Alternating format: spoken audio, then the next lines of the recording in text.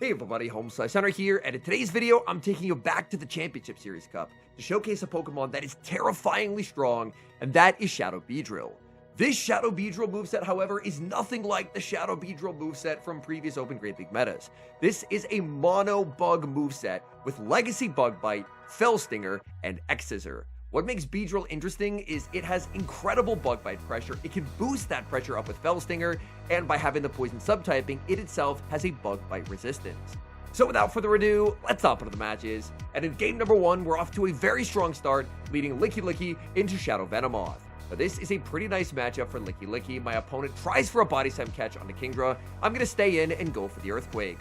Earthquaking Kingdra sets up an incredible farm down for Spiritomb. Spiritomb loves nothing more than to get a massive energy head start, because Spiritomb's energy goes absolutely everywhere in this meta. So after landing the Earthquake, I shield once, fully farm down, and now if my opponent brings back in the Venomoth, Venomoth's going to be in for a bit of a tough time, because they are immediately taking massive super effective damage from Rock Tomb. The Rock Tomb gets the shield back. My opponent, I believe, cannot knock out with a Poison Fang here. They're going to have to go for the Bug Buzz. And then I can send in Beedrill. In the back is Spiritomb, and look at the bug bites go! Shadow Beedrill, this damage is absolutely oppressive. I fire off the Fell Stinger, boosting up the bug bites, and my opponent is forced to throw a move. In a split second, they just lost 95% of their Spiritomb. I was really tempted to shield the Beedrill, but I knew I had a guaranteed win condition by no shielding and farming down with Licky. Because I got a 3 rollout head start, and that's going to allow Licky to comfortably outpace the Venomoth, take the knockout, and win the game. We get a bad lead in the next match, Licky into Dubwool. I'm going to save switch into Spiritomb, and the Dubwool is not switching out.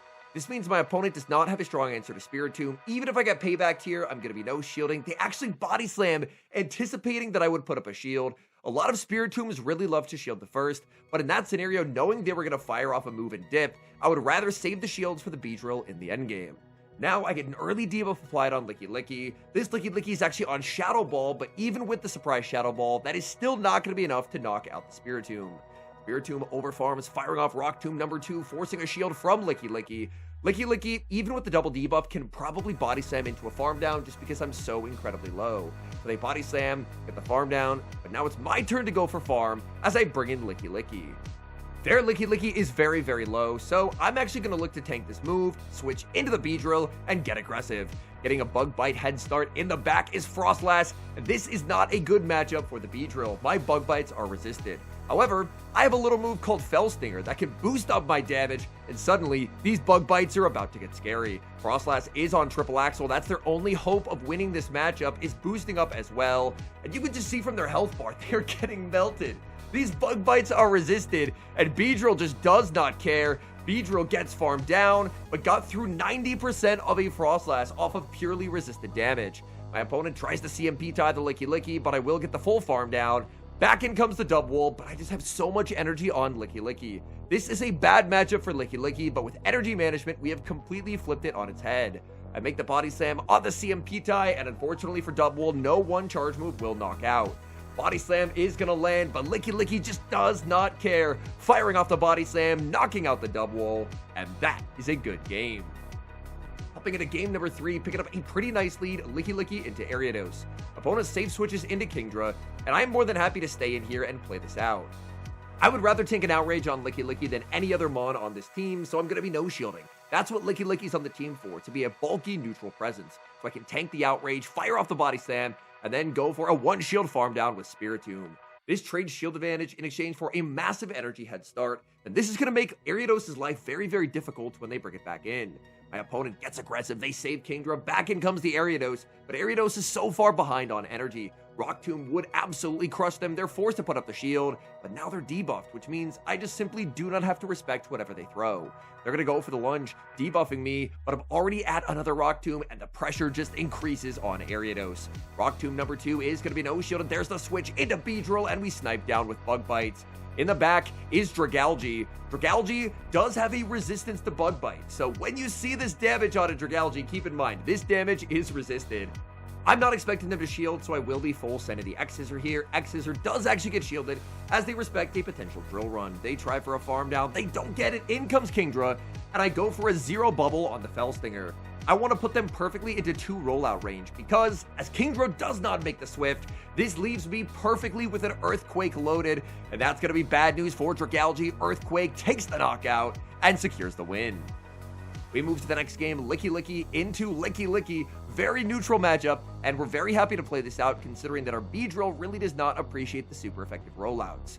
I just like going for the Earthquake right away. If my opponent also goes for it instantly, then I find out who wins charge attack priority, but my opponent is not going to reveal that information. They end up turn waiting there quite a while to make sure that I do not catch the Earthquake. So they're being very, very cautious. I'm going to be much less cautious, going for the Earthquake, and that immediately gets punished as my opponent makes a nice catch on a Spidops. However, the bad news for Spidops is I have Beedrill, which is the Bug Bite user that beats Bug Bite users. So I can send in the Beedrill. I didn't think a Felstinger would quite knock out here, so I just fire off the X-Scissor and take the KO. They do have an Earthquake loaded on Licky. The Bug Bites are shredding through Licky, and Licky, Body Slam won't knock out here. They're forced to go for the Earthquake.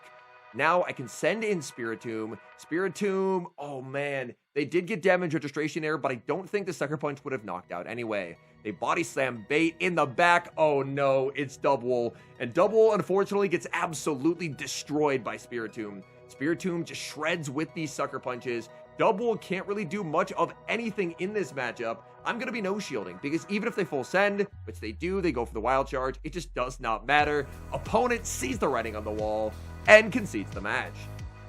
Looking for the 5-0 set in the 3100s, and we pick up a pretty okay lead, Licky into Shadow Drapion. Every Drapion that I've played after this does 1 sting and then goes for a catch, so I'm just going to predict it and not throw my move. So I overfarm, they don't go for a catch, instead they CMP time me. I clicked on a bait, so I can't really afford to shield, and I lose an entire Licky and get no value out of it. So that read pretty much just cost me the game on the spot. I bring in Beedrill, I have to respect the crunch, they end up baiting with the Aqua Tail, but wait, they send in Spiritomb. This is not a good matchup for Spiritomb. I'm going to be firing off Felstinger here with the Beedrill. They put up the shield. Look at the boosted Bug Bites. Oh my goodness, Beedrill. I build up to the X-Scissor, and I bait with the Felstinger. Felstinger bait is going to be no shielded, and that was a misplay. Had I gone for the X-Scissor, I could have taken the knockout. I would have left with a quarter HP Beedrill and a boost, but unfortunately, I lose the Beedrill, and I need Spiritomb to sweep. And unfortunately, the moment I see Spidops, I know that this is going to be a close endgame, but an endgame that I'm going to lose. And I'm just kicking myself. If I didn't go for the hard read that they would go for the catch, overfarm, and then lose my entire Licky and all of its energy, Beedrill would have absolutely destroyed in this endgame. But unfortunately for me, my read was just so incredibly wrong.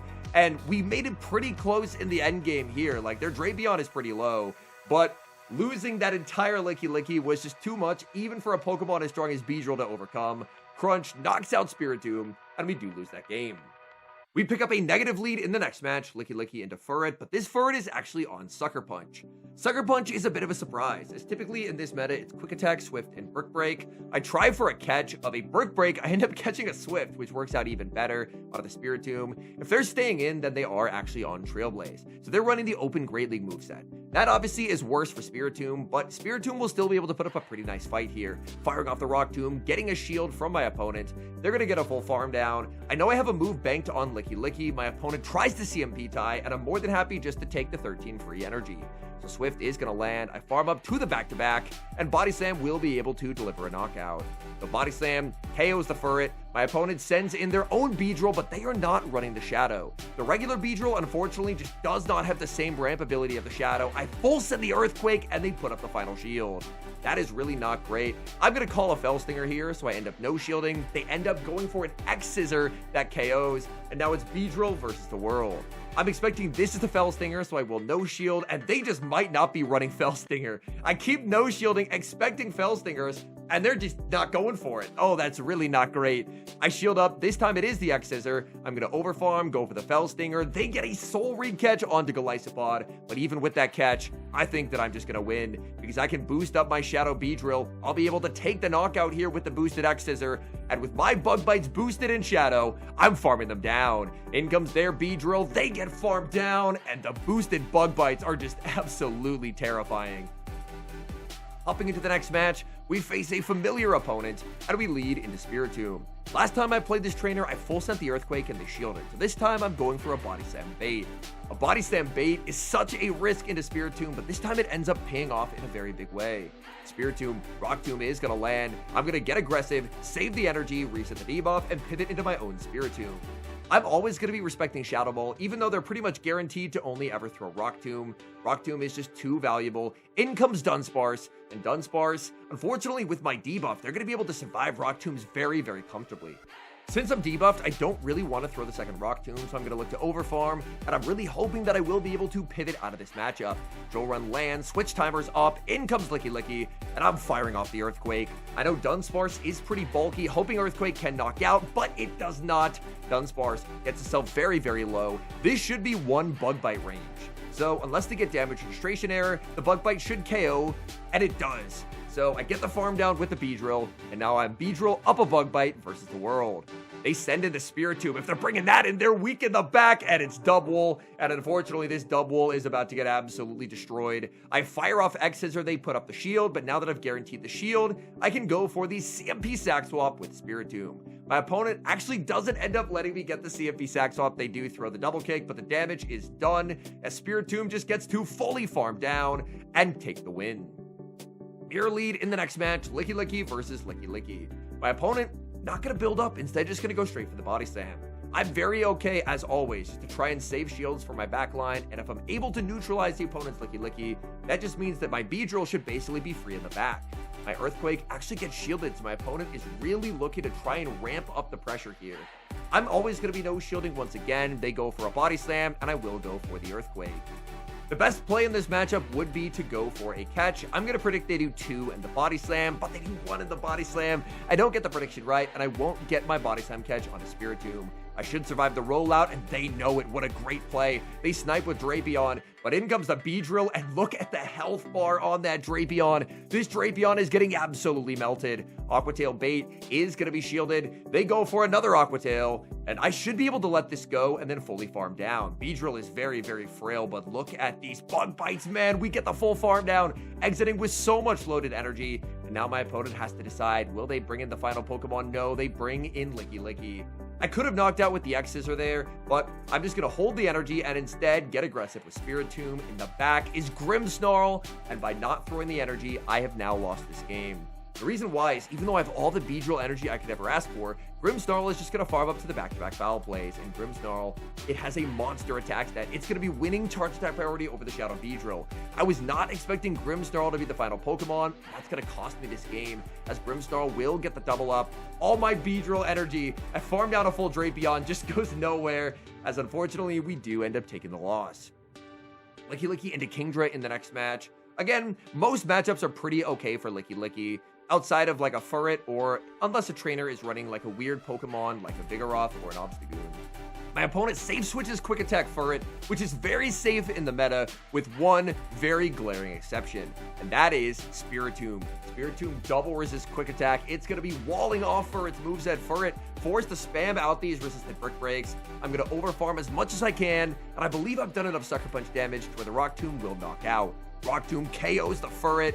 In comes Licky, and I should be in a pretty good position. The Kingdra does have quite a bit of energy. I'm expecting my opponent is going to do 3 rollouts in the move, so I'm going to go for a catch onto my own Licky, and I time it so I get a catch and a sneak as well. I'll always take the free rollouts. In comes Kingdra. I immediately undertap the Earthquake because I want damage on this Pokemon. Earthquake lands. That's very valuable damage. I make it to another Body Slam, and from here, I just feel that I'm in a completely winning position. Body Slam will be shielded. I'm healthy enough that I don't think they can afford to Swift me. They CMP tie. It's going to be close. I do have a pretty decent Licky. Swift lands, but we survive. The Licky is too bulky. We get another Body Slam. Body Slam is going to be shielded. I get aggressive. In comes the Beedrill.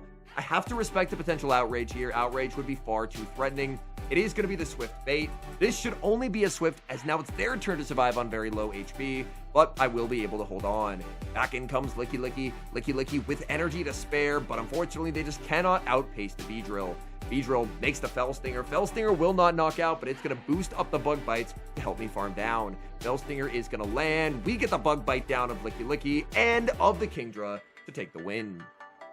Hopping into the final match, Licky into Shadow Shiny Venomoth. What a flex from my opponent. I'm going to look to overfarm as Venomoths love to try and catch out of the matchup. I throw on 5 and I still end up getting caught on. Oh my goodness. Man, I am kind of getting outplayed. Opponents are making some very, very nice catches. Unfortunately, I will get outpaced in this matchup, so Licky is going to be able to connect for big damage with Earthquake. Looking to farm up with the Spirit Tomb. My opponent just goes for a Body Slam. This is double resisted and it will not KO. So I'm going to be letting this through. The rollout barely does not knock out, and I will get the Rock Tomb. Rock Tomb, I'm now doubled up here. My opponent ends up no shielding, but unfortunately, my opponent should have got the Bug Bite down there. This is one of the game issues that even though I benefit from it in this game, I included the game just to showcase damage registration error is a pretty big problem. My opponent should have been able to get that snipe down and deny my Rock Tomb, but unfortunately the damage didn't register till after, and that ends up costing them. Here though, we're gonna make a really nice catch. We catch Brick Break by waiting a turn, double resisted onto the Beedrill, and now we can just shield once and Bug Bite all the way down. I'm going to be debuffed, which means that my opponent's Venomoth is going to be shredding me here because I'm debuffed, but by getting that Brick Break catch, I just put myself in a winning position. I'm anticipating my opponent will no shield calling the Fell Stinger, but they end up shielding it. So I really feel like I didn't get a lot of my shield calls right in some of these games with when to Fell Stinger and when to X Scissor, but we're able to make that move, and as long as the rollout goes through, which it does, we're going to take the win. So I put up the shield, respecting the Bug Buzz. It's only going to be the Poison Fang, but the rollout takes the knockout, and that's a good game. All in all, Shadow Beedrill, it's just an absolute terror in this meta. It is so good at just ramping up damage. It feels really weird after in the Open Great League and the Open Leagues, of course, always prioritizing trying to have good coverage, that in a limited meta, the best moveset on Beedrill is somehow just to say, you know what, I don't need any coverage. I'm just going to run exclusively bug moves, but it just works on Beedrill. Beedrill being able to fire off X Scissor when it needs damage or Fell Stinger when it needs to ramp up its fast move pressure, it really makes Beedrill an incredibly effective sweeper. I think Beedrill is one of the only Pokemon that can actually convincingly take down Tyranitar. Obviously, you're going to need a shield, because if you don't have a shield, you're just going to get KO'd by a Stone Edge. But it is a Pokemon that should have the ability to one-shield farm down Tyranitar. And I think having at least one Pokemon that can deal with Tyranitar on your team at all times is very, very helpful, because otherwise, Tyranitar will just absolutely destroy. I've been watching a lot of people play this meta, and I feel like that's the Pokemon that has most consistently swept people's teams, is if they just don't have a good answer to Tyranitar, then Tyranitar will absolutely 1v3 without a second's warning. So Beedrill, I think it's very, very good. It's really nice in a blind format to have Fell Stinger, just because obviously your opponents don't really know what you have. And when you don't know what they have, you have to decide, am I going to get hit for big damage with X Scissor or Drill Run? Or if I shield, am I going to end up shielding a Fell Stinger, and then suddenly I'm just going to get torn to smithereens by boosted Bug Bites. So it puts your opponent into some really uncomfortable shielding situations, and if they guess wrong, the game can get out of hand very, very quickly. Anyways, thank you guys so much for watching. If you enjoyed today's video, please do leave a like on it and subscribe to the channel if you have not. And an extra special thank you, as always, to our channel members here on YouTube. The support guys provide is genuinely so appreciated. So thank you guys, it was very much. And until next time, I've been HomeSliceHenry.